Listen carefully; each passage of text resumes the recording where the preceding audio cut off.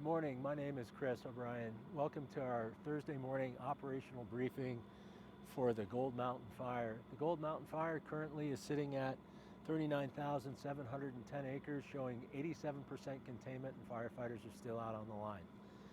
One of the things that we want to talk about today, we're pretty excited, we're going to be trying a new suppression strategy, something that we don't normally do regularly, although we've used it in other areas and for other applications. But today, up in divisions Foxtrot and Papa, we're going to be moving some cattle in, and they're going to start overgrazing an area. And then the way they do that is actually really pretty fascinating. They have what's called geofencing. So the cows actually have radio collars, and the ranchers can actually put in GPS coordinates for a fence, and that keeps the cows working in a particular area. So the idea that they're going to be using is that we're going to overgraze that 858 road to the north of the operational activities there up in Foxtrot and Papa. And the thinking behind that is to try and make sure that we have very low overgrazed grass, that the fire doesn't move past north. So it'll help slow the fire down in the event that the fire was to move north out of Cimarron Ridge or out of the Middle Fork and start heading towards the Bear Claw or the Silverjack Reservoir.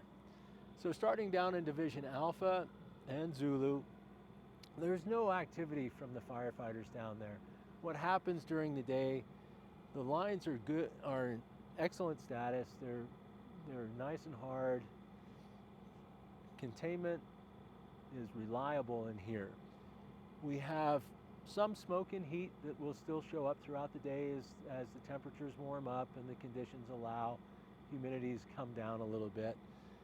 And what happens is Division Foxtrot, they also have initial attack responsibility. So they keep an eye on this entire area out here. So they're available if something would get out of the line, but really and truly, the condition of these lines, unless the fire gets up and makes a really big run and starts throwing spots, that's not going to happen. It's going to stay within that zone, and it's doing really good work for us in there. So moving into Division Foxtrot, the crews today are working primarily around the Nates Creek area. They're working in a patch of aspen trees. And what they're doing is they're doing what we call a seek and destroy. They're looking for the heat in there, they're putting those heats out, and they're making sure that that fire stays contained to that area. Moving across into Cimarron Ridge, again, the Alta Hotshots are up there this morning, and they're making excellent progress, making direct line from the east to the west on the Cimarron Ridge between the rock spires. They're also using aviation assets to use buckets and water to put out any or take out any of the heat, put out the hot spots up in that area. And their plan is to be off the hill probably tomorrow morning or tomorrow midday. Coming around into the East Fork and the Middle Fork, we've got Pilot Peak working this flank, the east flank on the East Fork. They've done some outstanding work in there. They've got some really good containment going. Again, they're using aviation assets as well to hotspot and use bucket work to take that heat out of there, make sure that the fire stays within those containment lines.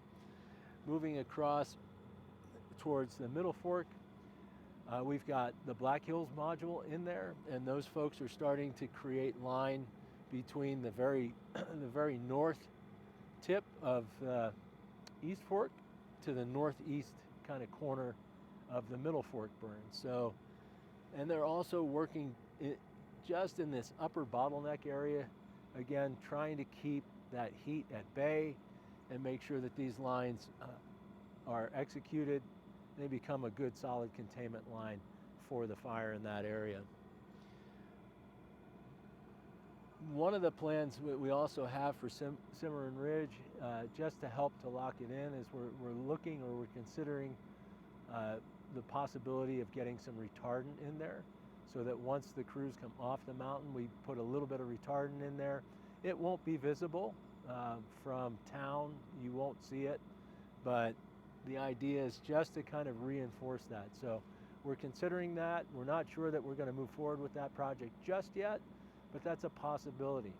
The other thing that we want to start talking about is transition, the big T word. Really and truly for us, what that means, we're on day 12. Our firefighters have been working long days, hard shifts. They've been in adverse terrain. They've been in excellent terrain. We've had really fortunate opportunities with the weather that we've had over the last almost 2 weeks now to be able to get some of these projects done. And they've made some great progress out there. But for us, we're coming down to the end of our tenure here, and there are going to be 2 teams that are going to pick up these 2 fires. So there will be a Type 3 team over here in Gold, and there will be a Type 3 team over on the Elk Fire to the east of the Gold branch. So we've enjoyed our time here. We've really appreciated the community support that we've gotten. We value those relationships that we build, even in these short periods of time where we ramp up and then ramp down. Again, if you have any questions, please reach out to our PIO shop. They'll have answers for you. And if you see smoke or heat out there, as long as it's within the containment lines, nothing to worry about. That's where it's supposed to be. If you see it outside of the containment lines, don't forget, call 911. We'll come, we'll assist, we'll try and get it out. Thank you so much. Have a great day.